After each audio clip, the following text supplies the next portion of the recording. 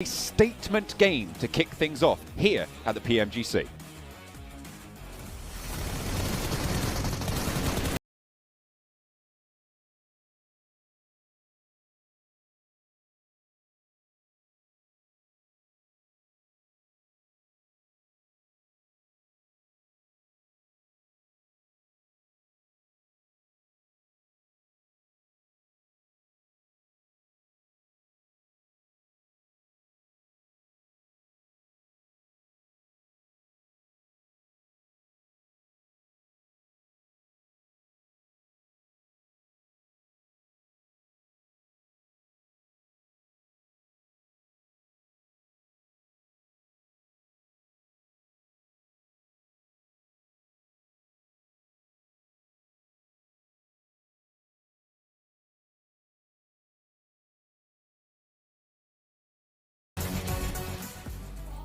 DRS taking home a phenomenal game. That is 28 points, ladies and gentlemen, in their bags to start off the PMGC journey. What can you say about that one? That is phenomenal. You can never count out the power. I have the impression that's what we can say here, Seven. Always a team that can get himself these strong chicken dinners. And the way they played it, I love how John really mentioned it during that game. So close to almost perfection, the control of that high ground position. Like, really, as long as they cleared the team south and east, there was no way DRS did not get that chicken dinner. Yeah, and I love the aggressiveness that they were able to showcase too. I mean, we saw them being able to run over people too. We saw them being able to use anything within their means to just get those eliminations. They ended up with their team. But I mean, Inco Gaming, for them to be able to do 10 elims, I thought that was great too. We saw 1 point Vitali being able to get some great angles, trying to put on some damage. It was kind of sad not being able to see Nenebete use that arm. I would have loved to see that. Yeah, you got himself at least one, I think, knock plus a flush afterwards. I wanted more. It's not DBS, you know. I'll tell you that much. But hey, Brazil looking good. Get himself a second and fourth place in points 1. Pretty good start. S2G as well, we saw them there, and then you can see one of the players that I was talking about, Inco Vitali. He was able to put up 7 eliminations, 44% of the contributed. Are you kidding me? 1,300 damage too? Wait, look at my boy Killer. 21 nades on his lonesome. What? His backpack was just full of nades. Okay. Vitali had 1. No. Well, his looting phase must have been pretty good if he was able to throw 21 grenades. Might have been some smokes in there. Maybe too. a few here and there. You know, you got to use those. Still, what, like, for them to start off like this, that is so impressive. 1,300 damage out of both players. Well, we already have Inco here right now. They were the team that had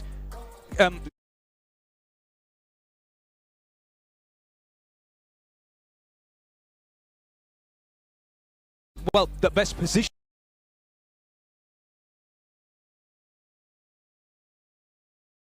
Did come their way, but the way they just control it, and especially when they sent Nenebete, keeping 2 players retreated in the compound, you're just somewhat securing a big area, and you just say, look, allow yourself to get a few eliminations here and there, but top performer, of course, is going to be Vitali this time around. Who else? And yeah, 44% team contribution, really putting the foot forward for Inco. Yeah, and for me, I mean, Killer YT as well, being able to put up 6 elims. We saw them earlier too. But Vampire Esports, I felt like that was just such a pleasant surprise. We were looking at each other, we were hyped up. I was getting flashbacks from PMWI. This team just being able to third party. I feel like that was the story for me, and I'm really, really excited to see that type of Vampire here. I was really wondering, is what we saw in PMWI going to be shown up once again here? And I can say it already in the first game here, Seven, that is the case. They took down Nova. They went for an amazing push right after that onto Alter Ego. They're looking hot. They're looking great. They're looking like they want a first good day.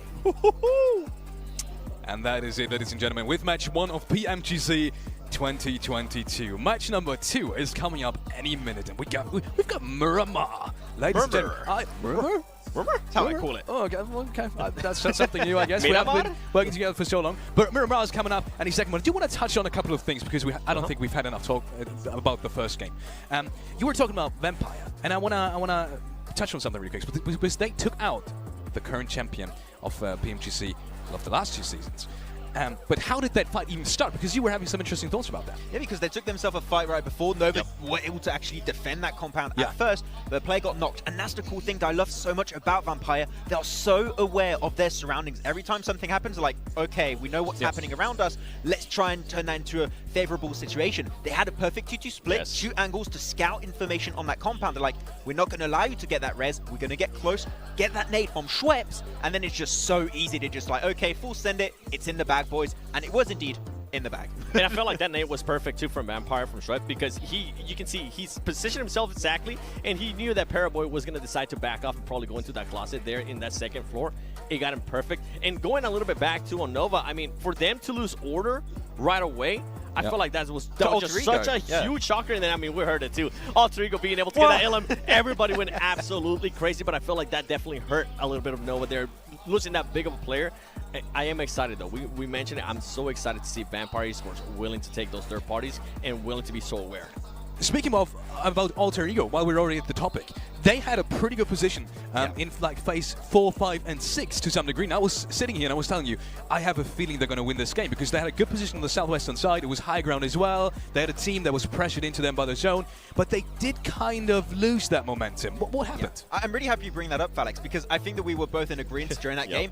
You have what to do and what not to do when you're looking at what DRS did in that game and what Alter Ego did. Like, it's a perfect, like, just black and white situation where Alter Ego, they kind of gave too much space to teams like S2G, to teams like especially Vampire, who were just looking so hot after taking down Nova. If they held their ground, maybe they're in a similar position as DRS. Maybe they have an opportunity to go for the win. And then you look at DRS, holding their ground, clearing out. I think it's Alpha 7. I think it's Stalwart also they clear. If they did that, could have had an Indonesian chicken dinner for the first game. I would have loved it, and I was actually surprised that Alter Ego didn't decide to push on the fight between Nova Esports and Geek Fam. I know, right? Yeah. I thought that was going to be the team that was going to be willing to third party that, and then Vampire Esports says, you know what, you guys are taking so long, we'll take over. Yeah, I thought that was going to be it. And with that being said, let's head over to the teams to watch for game number 2, Miramar. We have the picks from these beautiful analysts already here. I kind of see. Oh, it's DRS again for Maxman. Maxman, can't you explain? I mean, there's not much to explain, is there? But they kind of got a win. Tell me about it. You know, I just like the confidence they were showing in that game because, like DRS in the past, like of course this is a completely different roster, but when we used to see teams from Nepal, they're like not teams that are known for being like, okay, we're gonna put our foot down. This is our position. If you try and push it, you're gonna lose. And I love that kind of mentality from them in the very first game. So I hope we can see hopefully more of that playstyle and just attitude in these games. For me, I went with off the 7 there. I mean, we saw the aggressiveness out of them. I think they ended up with 7 eliminations. That's definitely what I love to see. We saw it during group stages. Miramar was usually one of their strongest maps, and that's also why I picked Nova, because Nova used to be very, very strong in Miramar, and they're going to need to bounce back here. I'm pretty sure they're currently just boiling inside, saying, you know what, we can't allow that to happen. We can't allow Order to just get eliminated early on, and then Vampire Esports, I want to continue to see those Vampire Esports third parties. Very good. You have 2 teams in common, which is DRS, A7 and Vampire, but there's one difference in your pick, which is Nova. So you think we're gonna bounce back after that? Miramar, yeah, makes sense. It's Miramar. That's why we both picked him. I think it's like Miramar. You got Nova. It kind of like 1 + 1 = 2, and I'm bad at math. Even I can tell that. Well, okay, I'm too. Don't look at me. But yeah, I mean, that's anything, interesting. Don't make me do math. Okay, my dad's an accountant, and he's gonna be upset if I get it wrong. Well, interesting picks either way. Brazil starting off really strong, though. We've seen it in the rankings. A7 and Inco both having incredible performances. But I do have to say, out of both of these teams, I felt like Inco had a little bit of an easier game. That's why I would still rate, and I can see it in the picks, and I can understand why, A7 a little bit higher. That aggressiveness, is that something you see A7 having throughout the whole of PMGC finals? Is that what you expect from them as well? Because a lot of people have been debating about, you know, teams like HVP not qualifying, for example, because they were overly aggressive. And a lot of people were saying Nova is exactly that kind of good mix. Where does the Brazil team stand here right now in terms of aggressiveness and, you know, maybe sometimes taking a step back and winning it? Ask the expert. This is Nova right here, all right, in regards to aggressiveness. And being able to switch that on, being able to have that switch, right? And I feel like Alpha 7 is here. Before, they used to be super aggressive, and they didn't have that slow down button. They weren't able to be as patient. This is a completely different team than before. So for anybody watching, if you think they're going to be able to just continue on that aggressiveness, they will. But they will be able to switch it on when they need to. And I feel like that's a huge and massive improvement out of Alpha 7 this year. Yeah, I mean, as you said also many times when we were talking about Alpha 7, they're a very streaky team, right? And this was not an easy game for them. That 5 versus DRS, I think there's a very slow, like, low percentage of chance they actually win it. The fact that they survived as long as they did, got as many eliminations as they did, is very impressive. So we'll see if they can make it happen here on Miramar. And that's it from us, ladies and gentlemen. We will be going over to these beautiful castles that I can see on my right. We will go over to John Allen, and thanks. Have fun! Oh, we caught it. We're here. We're ready. We are A little bit chilly up here, actually, but you do it all right. He's managing. He's managing. I saw like DRS got this really cool scarf, so I might steal that. I also saw that, you know, also Alter Ego's got some cool merch as well. So you might, if you see me later, I'm probably going to be just like stacked layer upon layer of different team merch, and I might be unrecognizable. So I apologize for that. It'd be great because no matter who wins, you'll be wearing their merch, right? Exactly. You just might have to peel off about 7 layers, yeah, but you'll get everyone. that. They're like, that's biased. It's like, but wait, there's more. You put the headband on. Yeah. I love that. Oh, team headbands would be cool. Team headbands would be cool. Maybe like next year. 5 of them. Maybe in Turkey we'll get some done. Stacked. It's like got this ring up in front of my head just in case I bump my head on anything. It'd just be like you need it. good to. Wow. Okay. It's kind of me. But You clumsy bumbler. I'm quite the klutz, unfortunately. However, there was no clumsy play on that last game. Certainly not. We saw some really good stuff there from DRS. Obviously, Alpha 7, very strong. Unfortunately, weren't able to take it all the way, sadly. S2G, similarly, got absolutely picked apart by Vitali from Inco. That's kind of just a Vitali thing to do. You know, it just happens. Comes out of nowhere. It's good to go. It's match made in heaven for Inco in that particular moment. I think S2G probably was the only other team that could have beaten out DRS. So as soon as they took them down, they kind of secured themselves that 2nd place. Players loading on into the lobby, making sure they got everything sorted out. Fireflux didn't really have the burn that they had in the solos in that first match, but there's still plenty more left to go. We are into match number 2 fairly soon, as the lobby once more spins itself up to get ready for Miramar, for the desert. Obviously a bigger map here. I say that every single time. Just for the newbies, obviously. Do have, obviously, your boys Vampire over here, looking very good at the last game. Unfortunately, weren't able to take it all the way as DRS bombarded them with a grenade airstrike from the side, smoked them out. They have no idea what was hitting them, but we are headed into our 2nd match of the day on Miramar. Plane path from Los Higos all the way up to Torrejomada in the northeast side. A fairly even cut on the plane path. Should be fairly kind to everyone involved. We'll be looking at who's going to be dropping out towards places like Picado, like Los Leones, or Pozzo as well. A crucial area. Montenuevo potential to get a little bit hot on this plane path as well. Potential for Montenuevo to get a little bit spicy. The team's able to quickly head up towards that northwest side and get themselves in position. Picado, obviously one of those really well-liked positions around the map. Maybe someone's going to pick up that soon.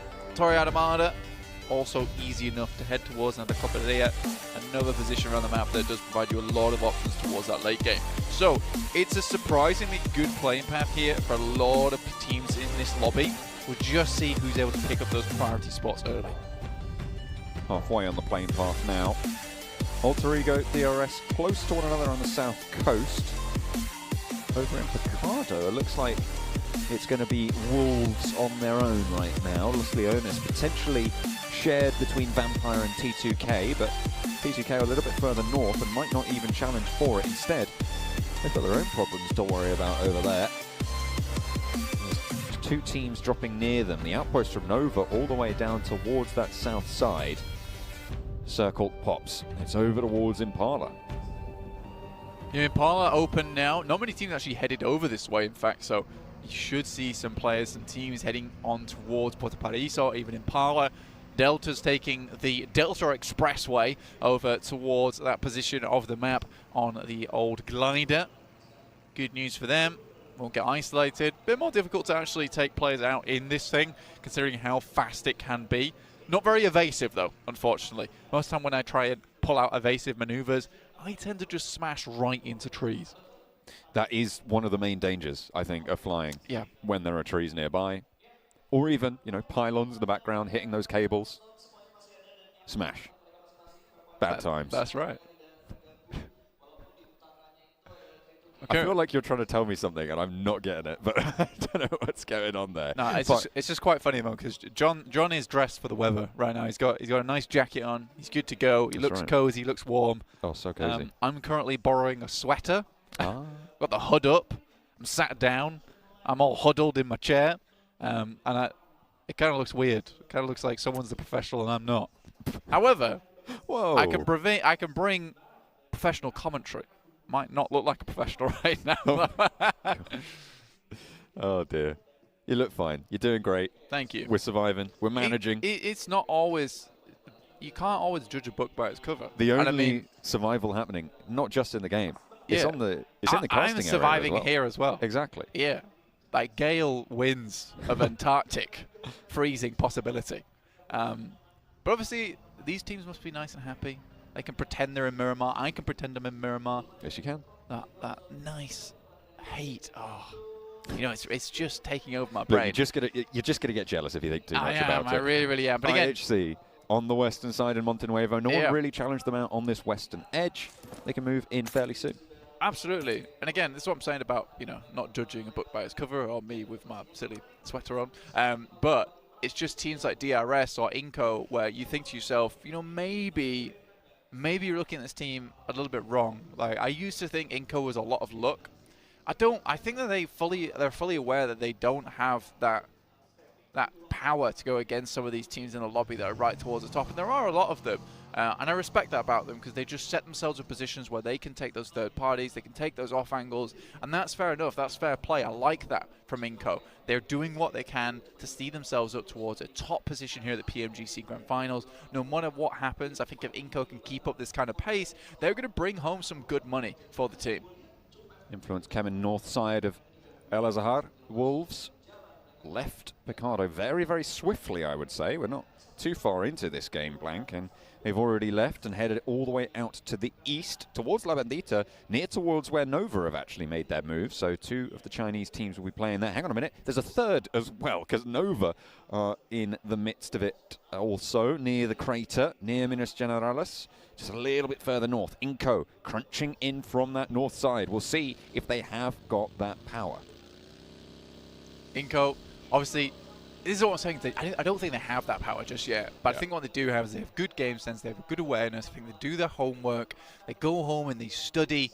They keep the little nightlight on. And that's fine. I respect that. I like that a lot. It's something I admire in a team. I think if you just come into these matches and you just have sheer brute force, doesn't always come through if you don't have, you know, the brains to back up that brawn a lot of times. I think right now Inco is kind of consists a lot of brains. They're a strong brain, though. Very strong brain. Big, strong brain. Yeah, a muscular brain. They've been eating their greens. Yeah. S2G on the western side as well, just a little bit behind the queue for Wolves. And they'll draw a little bit shorter, but they're still firmly in this circle for the next. But they went over towards Impala on the east edge and looking to create an outpost a little bit further into the mix of it all, a little bit out to that western side of their position.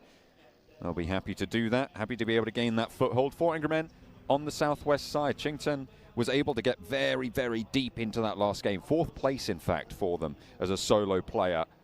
So a good foothold on the tables will have been achieved there. 9 points total, which on the game that they were having, a really, really good result. It's not bad. I think he was hoping for a top 3. And it was quite quickly that a lot of these other teams went out after them. But again, 9 points. Yeah, it might not be that average you're looking for like maybe that 10, 11 plus, but what this does see them is in a range where this game, they hit just a little bit higher, maybe a few more eliminations, get a decent position over towards that. They'll be making good pace in this lobby. VPE currently right on target with 10 points on their last game. I would like to see something a little bit more explosive from VPE. Obviously, taking the title in PMWI, they took both the titles, in fact. That was over in the main tournament as well as the after party. They were absolutely smashing the competition. It was a global competition as well, but this wasn't the type of teams you maybe see at PMGC. It was some of the best teams around the world, and honestly, then we cut down to these leanest and meanest for PMGC 2022 Grand Finals. I do think VPE could take home the grand title, and it would be an incredible result for Thailand overall, and a massive meteoric rise there for Vampire Esports, a relatively unknown team. Having 2 Thailand teams as well coming in from the region, Vampire and Buriram, is already a great result for the region. Blank. They've already managed to put up a phenomenal performance over the 2022 season, so we're looking for more coming out of that side of the world. In the SEA area, of course, with the updated PMPL formats, with the shifts coming through. There's all the more opportunities for teams to try and take them on in that region as well. 400 men looking to take on a team of their own, the home team, Alter Egos. But no one really going down too low, no one really taking too much damage, just presence being demonstrated and felt. Yeah, territory usually very important here on Miramar, and I think that you can kind of claim a lot of territory quite quickly. Specifically because there is so much elevation on this side of the map as well towards El Azahar. You can control a full kilometer around you, and in fact, you know, you are seeing a team like Influence Kemen doing that right now from the southeast of Junkyard. A7 tend to take very similar rotations to Influence Kemen, though a lot of times it has been Influence Kemen winning out on that side. With this circle though, it's just quite cruel. I think Alpha 7 had figured out a path past Influence Kemen, but now they have to pass them if they want to get in towards the circle. So I think maybe this is a rotate in together. I don't think Alpha 7 wants to get too far behind this movement. Alpha 7 in the last game, 5th place, 7 eliminations. We talked about that being a great start for them. 13 points will be their current lineup there. They kind of remind me of like a combo point team, because, you know, as they start to build up those combo points and they keep hitting their target, they keep striking different areas, you know, you start to see them like really blast out. And that's when you'll see the momentum carry them throughout the rest of the game towards that very, very end game where they just look absolutely phenomenal. I think if you see Alpha 7 start to strike out too early though, or a little bit too late, and then they stumble, they falter, that's when the engine starts to, you know, get caught up a little bit, starts to choke and gurgle. And I think Alpha 7 needs to really avoid those type of situations and maybe come to a dead stop, reevaluate, and then go again from step one. Fuel not quite mixing there properly for the Inco engine, and King spots a shot onto Squash. Sails it on down. Wolves, S2G taking a little bit of scrap at their own. The Wolves try and crash on in, but S2G, they played well in the last game. They're going to continue to do so here. Memory burned away as well. 2 points found for Kelsey. Yeah, there's a lot of confidence coming through for S2G from the global stage, right? There was a lot of people predicting them to be in the top 3. And I think right now they're proving why they should be up towards that position at the moment with 15 points, 2 eliminations found. Inco, I think this is kind of typical of what we expected to see. Eventually they were going to head central. Fortunately, Nova is just too quick with this rotation. They're comfortable with making it as well. If anyone gets too close, they're going to quickly take shots down towards them. Now, Inco's suffering because there are more teams willing to play center and very quickly. Will be a little bit trickier for them. However, in the first game, 10 eliminations, 2nd place. You won't be unhappy with it. See if that can continue against Nova's position. You were talking about them being close to one another. Pick feet. Knocked, beautiful, yet to get that res, and with the health bar as it is, unlikely that he's going to be able to make that dash unless you do it right now. Beautiful will be playing solo from here on out into the game, moves forwards to the building. His teammate falls, and Wolves down to 1. They didn't have the greatest of first games, and it looks like the second might be a repeat. The Wolves, just as an invitational, it hasn't really paid off the way that they may have hoped here.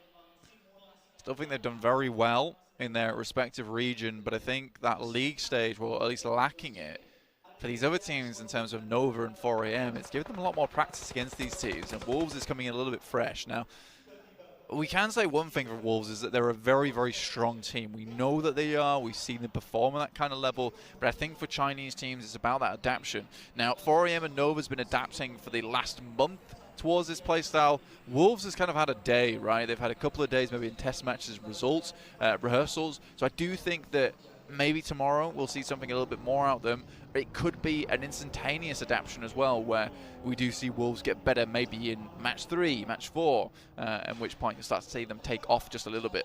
Cliff dives from the 4 Angry Men to move towards Beautiful. A nade leashed towards WWX, and will actually do a hefty chunk of damage there. Does need to be a bit worried, and Beautiful backs most of them off. In the meantime, Geek Fam trying to hold off Influence Kemen. Wolves fall. The last player did go down and out-snipes one of the 2 remaining Geek Fam players. Will leave his teammate high and dry now as Dan Rude, last surviving member for the squad. Influence Kemen up to 3 eliminations.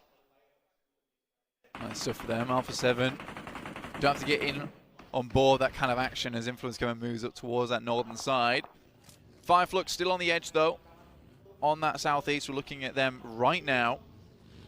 Currently 2 alive, but 0 points found so far. So for Fireflux, yeah, good start towards their show match at the beginning of the day. However, we haven't seen anything too exciting so far, and I think that is kind of the curse of playing as a edge team. A lot of times you can quite quickly crash and burn in just a plume of smoke and not really get anything done, as opposed to a team that might want to play center, might be able to pick up a couple of eliminations here and there and pad their scoring. But I think Fireflux is looking for one of those big chicken dinners. As are plenty of other teams, to be fair. At this stage, an early lead is great to be able to secure. DRS are able to do it. Stalwart distributing goods, making sure everyone is nice and supplied. Solus scouting out a little bit further north from the rest of the roster. Buradam will be spotting them out as well. Inko close to 4 Angry Men and Nova. This is that central position that you talked about being moved into very, very quickly, Blank. See, able to get one of the players back up, so Inko's still at 4. We're sent away by Nova. It's not an ideal position, unfortunately. The team's able to watch across. Again, though, Inko's kind of setting themselves up towards Buradam and Alpha 7. They'll have to plant their feet, though. In the meantime, 4 AM looking out towards Fireflux. Again, this would be horrific to crash into this one and take so many casualties so quickly. Oh, Lutz and Solke both fall, and Fireflux are down to 2. A really nice crossfire, a forwards movement from Svan, and WWX does them wonders, but King is there to play spoiler. Spots Svan crawling back behind the headland, and there is cover now. King backed off. Solus will be looking out this way, but Ketch in the meantime is also down, leaving Fireflux at just the 1. The res now looking to come through for the 4 Angry Men on that southwest side. As King backed off that ridgeline, Jimmy wants to put pressure on as well, trying to back up the teammate, but King is flushed. A player lost now fully for Nova as 4 Angry Men pull themselves back together. All 4 of them now up and kicking. Yeah, that could have been an absolute disastrous result there for 4AM after they've secured such a good position over towards that northeast side of La Bendita, only for King to come in, find one player on the knock and then the flush, in which case their push up towards Nova later on would have been really difficult. So the fact that 4AM were able to turn that around, pick themselves the elimination over towards Nova, that's going to make their push on that north side so much easier now. You can already see MWWX heading up towards Stalwart. Spreading their influence. Slowly creeping it outwards. Stalwart, west side of the compound now. Playing in the warehouses, they should be just fine for the time being. DRS, south side, 4 players alive. Skirting around T2K. And looking for a position a little bit further east. Buradam are going to be ahead of them, and they turn their tails instead. Move back towards T2K, up on the compound on the top of the hill. Not a bad spot to play here. Do have to deal with T2K soon enough, but I'm also off towards that eastern side yet to really hit anything too large in these games. Getting 3 points on that last one in terms of placement points alone, but not many eliminations as they were cut to pieces by the likes of Alpha 7.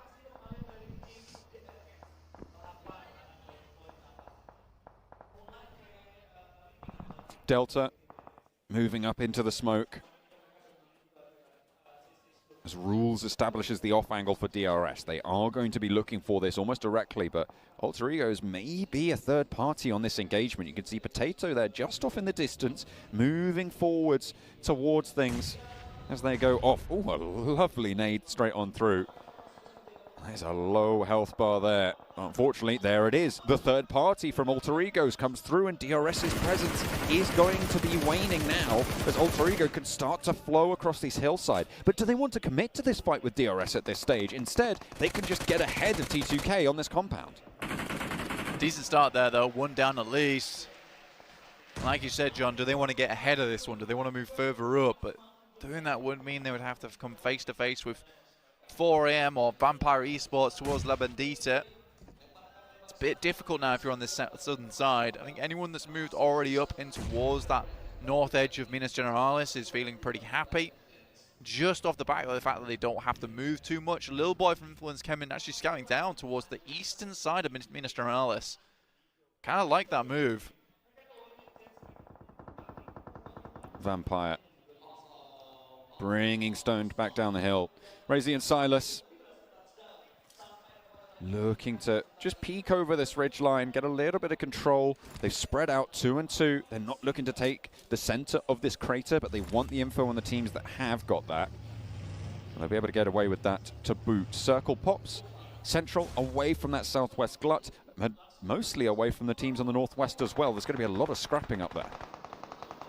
100%. I think there's going to be a huge amount of engagements. Demo already down. The scout from IHC certainly doing his job there. They will lose 1 player, but Nova with 3 as well. But I think for Influence Kevin, they just have so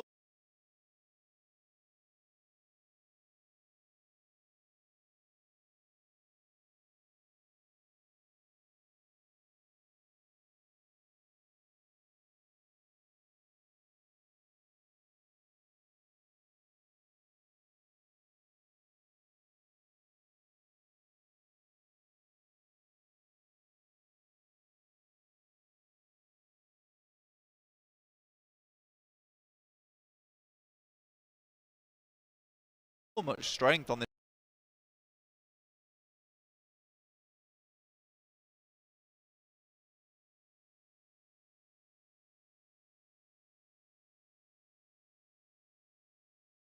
I think Nova's got a pretty good chokehold on them at this point in time, though. Some smokes went down, but Nova has to worry about the guys from IHC.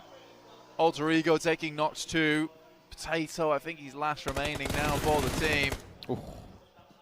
Delta just gets back to cover for DRS and around the side again. Yep, and into the upstairs position now for Delta, but the blue zone's there, and there's the knock. T2K will not have to worry about that one. Killer further ahead of the curve. Jane just needs to stay alive, and they can move in and play this one smart. They should see that Delta's gone down and will be flushed as well. T2K also taking shots over towards Schweppes. We'll be able to find them, but there is an answer on that engagement. Influence Kevin in the meantime on the northern side. They've been troubling IHC for a long, long time and will continue to give them that very same trouble. More eliminations starting to flow on through, and teams are dropping like flies now, Blank. We've just lost, I think, 5 teams in about 10 seconds.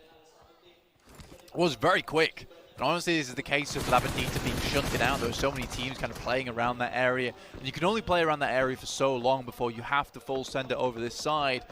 Vampire Esports were really hanging on by a thread for a long, long while. They lose 3 players, in fact. 4 Angry Men up to 5.